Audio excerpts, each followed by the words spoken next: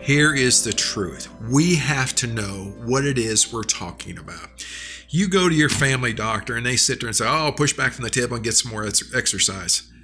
That's the advice you're going to give me, doc, really? I mean, yeah, okay, I could have figured that one out myself. I don't really need your opinion. What you need to know is, what is a calorie? Look it up for yourselves, but I'm going to tell you what it is. It's 15 ounces of water heated up 1 degree Fahrenheit. Anytime you have to heat up 15 ounces of water, that takes 1 calorie of energy. Where it gets interesting is if you take in 15, 16 ounces of water, throw it in your hot water heater at the house. I don't care what the temperature is, but the burners have to come on to heat it up. To heat up 15 ounces, 16 ounces of water in your hot water heater at the house, 1 degree Fahrenheit, it's roughly 4 BTUs. 4 BTUs is roughly 1 calorie. So all I'm doing is exchanging thermal energy. Where it gets interesting is, how can we use this against ourselves? Well, if we look at somebody that's 200 pounds, this cowboy right here, well, I'm going to go jump in a dehydrator and suck all the fluid out of my body. I'm sure that'll make a lot of people in the world happy, not seeing me around and me all dehydrated up, shriveled up like an old prune. There goes old Doc Murphy, old prune doctor there.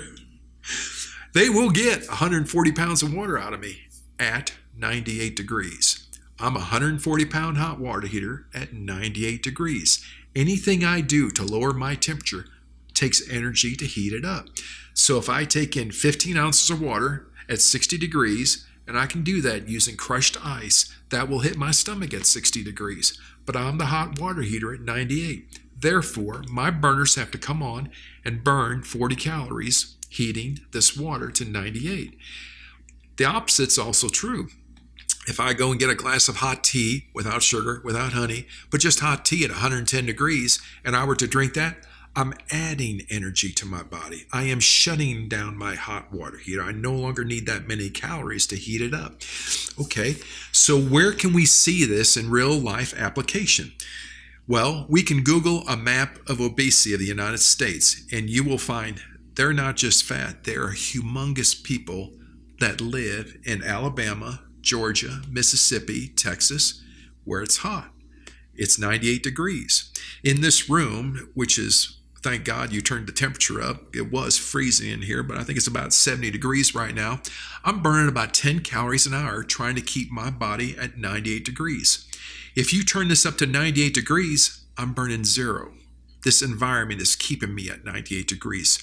Just like the temperature in the southern states, where it's 98 degrees, sitting on the beach, you're burning 5, 10 calories an hour. Sun's keeping you warm. We start traveling north, people are getting thinner. You go to Chicago and look at the people in Chicago. You don't see a lot of overweight people in Chicago. Chicago-style pizza, that's not low-cal.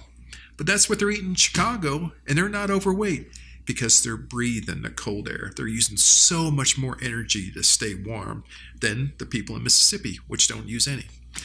Even in this area, farmers and ranchers in Missouri, we have to grain our livestock, our horses or cattle in the wintertime to keep weight on. They don't grain cattle in Texas. It doesn't get cold. But it's really an interesting phenomenon. But cold is everything when it comes to weight. You don't have an idea how much energy is utilized trying to maintain body temperature. But if you sit there and study it enough, it'll be phenomenal. So when we say frozen grape, all right, grape has 2 calories. When I consume it, it's 25 degrees when it hits my stomach. My body's got to burn about 2 calories to heat that thing up. Well, gosh, if the outside temperature is 60 degrees, I'm breathing 60 degree air. Now all of a sudden I got to burn an extra 2 calories. I'm really cranking out the calories. And that brings up another important point. Breathing cold air. If I'm sitting on the beach at 98 degrees, I am literally burning nothing. But the colder I become, even breathing colder air at a higher altitude, 10,000 feet, like Colorado, thinnest state in the nation, not the coldest state, thinnest state in the nation, it's the altitude. A lot of people don't understand the surface area, the inside of your lungs. Most people think, well, it's just a couple of 2-liter Pepsi bottles in my lungs, rattle around, that's where the air goes in, the air comes out. Well, I'm speaking of surface area. If I were to take your lungs out and open up all the nooks and crannies and spread them out over a surface area, you will see that is the equivalent of a half a tennis court. You have a half a tennis court folded up, exchanging gas with the environment. That is what the inside of your body is exposed to. A half a tennis court, 2 cells thick, exchanging gas. That is how much cold you're losing off a half a tennis court. That's interesting. That's why elevation and cold temperature means more than just cold temperature. So North Dakota, Montana, Idaho, colder than Colorado, but they don't have the elevation component. When you start breathing air twice as fast over a half a tennis court, you'll begin to understand why you'll lose a lot more body temperature doing that. So exerting yourself in the cold, you will burn and lose more weight. So I see a lot of people that don't want to go outside and walk when it's cold outside. I'm like, my God, that's the best time to be outside walking when it is 30 degrees outside, going for a brisk walk. Then summer comes when it's 90 degrees outside. Well, I want to get outside and do some walking now.